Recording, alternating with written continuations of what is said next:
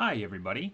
I'm Dan Wells. I write horror, fantasy, and science fiction, and I talk about games on the internet. Today, we're going to talk about one of the Conan RPG books, and in fact, this one is called Conan the Barbarian. This has such an iconic title. There's a bunch of different Conan source books, and they all relate to, or rather, I should say, they were all named after different periods and eras of Conan's life. And if you read the Conan stories, sometimes he was a thief, so there's a book called Conan the Thief. And sometimes he was a mercenary, so there's a book called Conan the Mercenary. Conan the Adventurer, Conan the Wanderer, Conan the King just came out. This one is Conan the Barbarian. And each one of those books takes this kind of time of Conan's life and then spins it out into this kind of deep exploration of a certain part of the world. And in this case, it is the barbarian quote unquote nations of Nordheim, which is Vanaheim, and Aesir.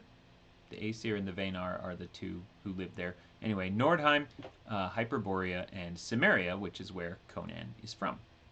So each of the books is going to add a bunch of extra player options and things like that. This one does that too. So let's take a look at what this one has. Um,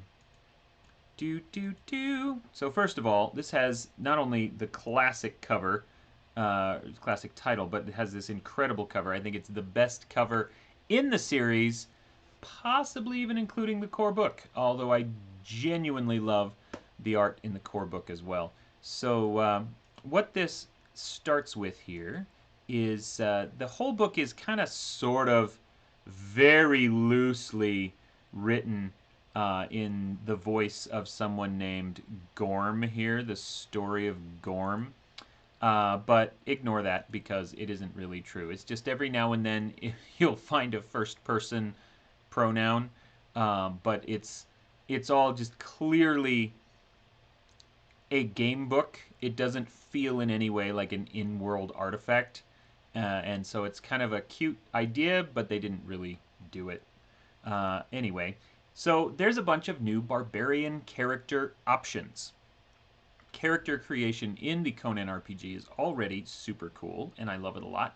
But this adds a bunch of new things. So there are new castes, which is, you know, your kind of basic background. Are you a farmer? Are you a herder? Are there things like that? And this kind of starts with it doesn't really add new stuff so much as it says, well, if you are a crafter in the barbarian lands, then your social standing is higher. If you can't be a priest from, you know, Cimmeria at all, but you can be from other places. If you're a farmer or a herder, it's actually called a churl. And so, you know, it's just kind of giving some flavor information there. And then they're adding some brand new ones here: Barbaric, Law Speaker, Renegade, and Skald. A Skald is like a bard, although it does have bard in here as a class, not as a background. A Skald is not exactly a bard. It's a very Nordic kind of bardish thing. Anyway, so there's those, and then here's the little talents that come with being part of those, and then here's the stories. Character creation in Conan, whatever background you have, whatever caste you're from, there's a random story that kind of informs your background and your origin. So if you are a barbarian, you're going to be very different from, again, a farmer or a herder or a crafter or a thief or whatever it is that your background is. And so here you go. Born on a battlefield, rite of passage, broken branch, like all these different things. So those are neat, and they come with these little things, and they give you traits, and they're awesome. We're going to skip through those into the archetypes, because there's brand new archetypes. Like I said, Bard is an archetype. This is the part of the Conan RPG that most closely approximates a character class. And so you might be a barbarian as your caste, meaning that you come from one of these tribes up in Nordheim or Cimmeria or Hyperborea or something. But then your class itself is a bard or a hunter or We've got raider and slaver here as well. I love this picture of the raider. I think it's really fantastic art. This is also great art, although it cracks me up because obviously a slaver has plenty of time to get perfectly sculpted eyebrows. And anyway, so then we get into natures. There's a bunch of new character options here. There's a bunch of new talents that you can take. There's new backgrounds and things. The talents are cool, but especially, I should say, these bard talents I like a lot. Um, and then there's new berserk talents if you want to be like an actual kind of rage barbarian kind of D&D classic character. But what I wanted to show off was... Oh, I know what I wanted to show off. So that's the end of the character section. Then there's this gazetteer. What I wanted to show is coming way later. The gazetteer is, aside from the character options, this is why you buy the book. And arguably this is even more important and more valuable than the character options themselves. If you want to know anything at all about Norheim, Cimmeria, and Hyperborea, this has so much information. Just unimaginable, detail here. So much stuff about where all these people came from. What is it like to actually live there? And it goes through chunk by chunk, right? So here's Cimmeria. What is it like to live in Cimmeria? There are 4 tribes in Cimmeria. What are they like? How are they different from each other?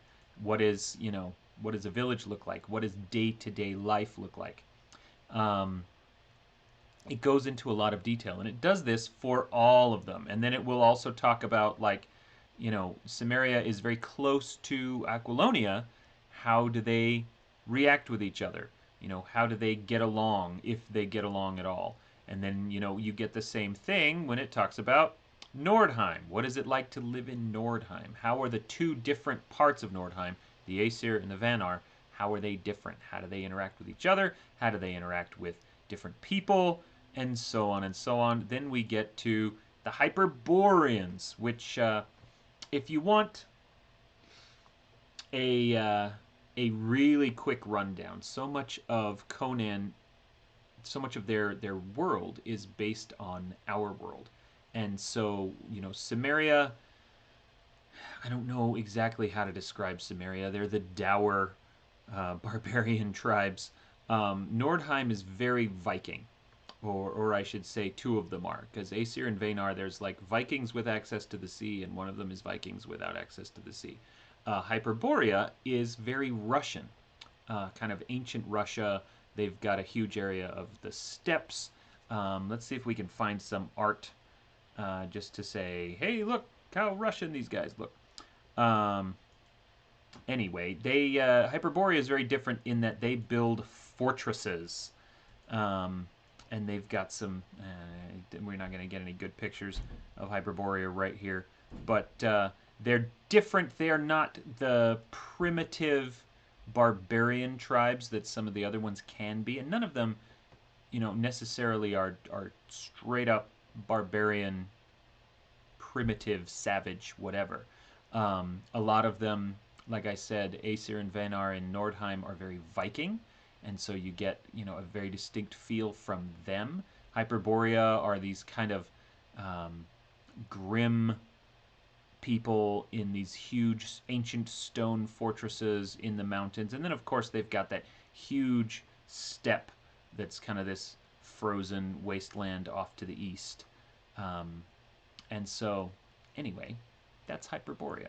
Now, the events, this is what I wanted to talk about earlier. There's different things here, and one of them is very specifically called The Thing, which is just a meeting where barbarians of the North get together and decide things. It's like their political system.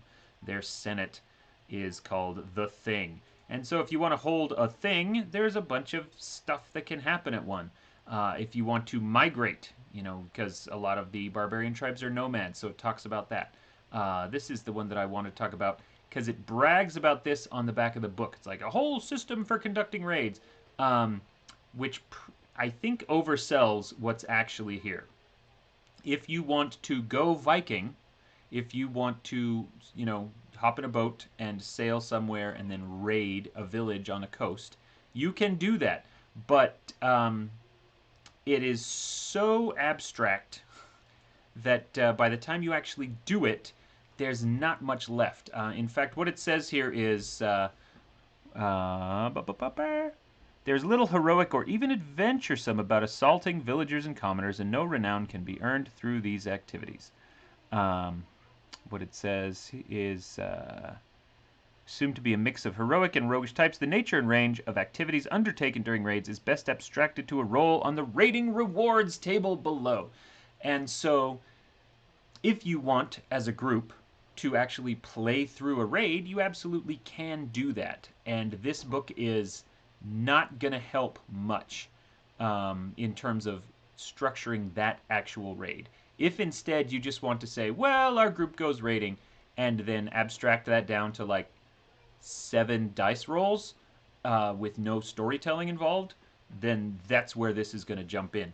And so what it is, once per raid, each player character can attempt an average difficulty 1 test of 2 of the following skills: melee, ranged weapons, observation, thievery, or warfare. So each player in the raid picks 2 of those skills. So each player is going to get 2 rolls, and then you roll, and if you are successful, then you basically get a single roll on this table as modified by any momentum your original roll generated and any complications you may have generated. So, like I said, you got 3 people in your group, well then you just made 6 rolls and you get some loot, and that's it. I honestly was pretty disappointed with the rating rules because it's so devoid of storytelling. And it's because I think they rightly so are, very nervous about the idea of raiding and pillaging commoners and just rushing through and attacking them, killing innocent people, stealing all their stuff. And one thing that the Conan series has always been very careful about is not stepping over a line into toxic play or uncomfortable situations, right? I say that, but then at the same time, one of the new character classes in this book is a slave trader. And so there are some things that they're willing to deal with and some things that they are willing to gloss over, and then other things that they're like, it's best to just avoid this altogether and not do it. And I think it's a weird mix. I can understand the reasoning behind just abstracting a pillage of a village into a couple of dice rolls and you're done. But at that point, it feels more like a downtime activity. Like, instead of carousing, we're just going to do this raid, roll the stuff, and be done. If you're going to use a raid as an opportunity for character development, for adventure, for anything like that, you are on your own. There is not a lot of information in this book that is going to expand that. So, I love all the new character stuff, and I genuinely love all of the gazetteer stuff. This rating section was pretty underwhelming. But then there's this section on Nordheimer ship battles and ship-to-ship combat, and that's all kind of neat, and it's very short. There's not a lot of it there, but, you don't need much because there's already a very extensive combat system in the thing and 1 or 2 modifications to make it on ships, and you're good to go. So there's this section on, myth and legend, which has some cool stuff. It talks about all the different gods of all the different cultures, gods and legends of Samaria, of Norheim, of Hyperborea, and then you've got a section here where it talks about encounters. And this is maybe the most flatly useful section in the entire book. The character creation thing is awesome the one time you make characters, but then when you're actually running the adventures, this is just filled with NPC stats and bad guy stats and monster stats. and all of this really cool stuff. So you're going to be fighting these different people. How are you fighting them? There's all of this neat stuff. You want to kill a slaver, and we all want to kill slavers. Here's all the stats, and here's what they're good at, and here's how you can kill them. And then they get into witch. Then there's beasts. This really cool picture of a yeti kind of a thing. There's more monsters. There's all this cool stuff. You want to fight an actual mammoth. So I really love this whole section. It's got lots of good stuff in it. There's a section here about Conan himself, which is interesting, I think, for the scholar, but not necessarily of any value to a player. Similar here with there's a section on being a barbarian, and specifically in how to structure a barbarian campaign, which, if everyone in the group wants to be a barbarian, I think that there could be a lot of interesting play that way. If you want to just put together a group that is going to be exploring and adventuring throughout the entire world, where different people come from different places, and you've got a desert person from Shem, and you've got this kind of very cosmopolitan person from Aquilonia, and then a barbarian from Samaria. That's kind of the standard way to play the game. But there's actually a lot of really cool, really interesting options here of how you could do an all-barbarian campaign where everyone in the group is a barbarian from one of the nations. And so there's different ideas. The trusted few is one of the archetypes. Like, everyone comes from the same tribe, and you're all dedicated to solving different problems and defending the group and things like that. And then there's here's the little notes on, we're going to have a Viking campaign, and here's we're going to have this nomad migrating campaign. We're going to set up a new tribe somewhere. There's lots of cool notes here on how barbarian culture specifically informs gameplay, which is the whole point, and I think it's really awesome. And then at the very end, there's this thing. All the Conan books were created through a really massive Kickstarter several years ago. And as a reward, one of the tiers is people could donate, a certain amount of money and then get their own character into one of the books. And so this is a character in one of the books, and you can ignore it because it's just a reward for a backer. And it is an NPC that I guess you could put into your game if you need an NPC. Anyway, this is the Conan book, the Conan the Barbarian book. By the way, this double spread, I don't know if I can get the double spread of art here. No, I don't know how to turn it to that, but it's really neat. It's a really cool big picture. I really like the very dark, stark colors of it, the light and dark. Anyway, so there you go. Conan is a really great role-playing game. I think that it is... I hesitate to say that it is the best use of the 2D20 system that Modiphius uses, because Star Trek Adventures is still my favorite, and that uses the same system. However, it makes excellent use of the 2D20 system in a way that some of the other games like Infinity and John Carter and Dishonored don't. I do enjoy those games as well, but there's just something about Conan where it all fits together in a really great way. The rules, the mechanics, the flavor, the story, everything comes together. It is an incredibly well-developed game system, thanks in large part to books like this that are willing to delve into these very specific kind of modes or tones or backgrounds of player character. So, hooray for Conan the Barbarian. Like I said, the character options are wonderful. The gazetteer is really great. And then that huge NPC section really is, I think, kind of the meat. Those three things are why you buy this book. And then the rest of it is just kind of fluff that's there if you want it, and you can ignore it if you don't want it. So anyway, that's the book. I think it's pretty good. I do recommend it, especially if you want to be a barbarian. So, thanks for watching, and I will see you on my next review.